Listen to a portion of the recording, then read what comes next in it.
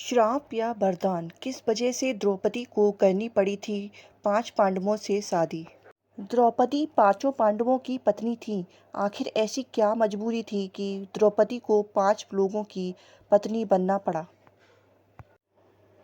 पिछले जन्म में ऐसा क्या हुआ था कि इस जन्म में उन्हें 5 लोगों से शादी करनी पड़ी। महाभारत में द्रौपदी के चीरहरण की कहानी सभी जानते हैं। द्रौपदी 5 पांडव की पत्नी थी। क्या आपको पता है कि आखिर ऐसी क्या मजबूरी थी कि द्रौपदी को 5 लोगों को अपना पति बनाना पड़ा। इसके पीछे कोई श्राप था या कुछ और वजह। चलिए जानते हैं महाभारत की इस कहानी के बारे में।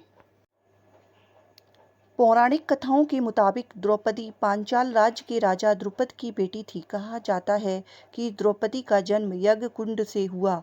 राजा द्रुपद ने एक बार यज्ञ किया था। द्रौपदी उससे ही निकली थी। उसे इंद्राणी का अवतार भी माना जाता है।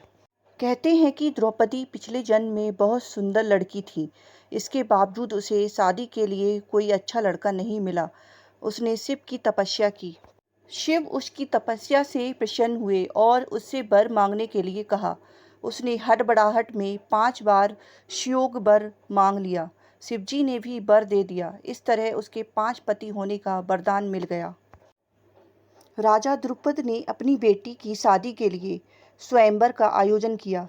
इसमें पांडव भी ब्राह्मण का वेश धारण कर पहुंचे।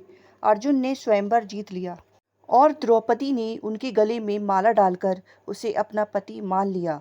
दोनों की वहीं शादी हुई। फिर अर्जुन अपनी पत्नी द्रौपदी और भाइयों के साथ घर पहुंचे।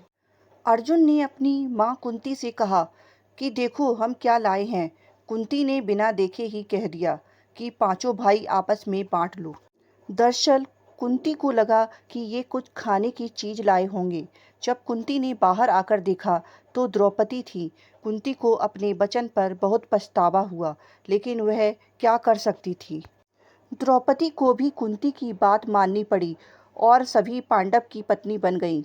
5 पांडव की पत्नी होने के चलते द्रौपदी को पांचाली भी कहा जाता है।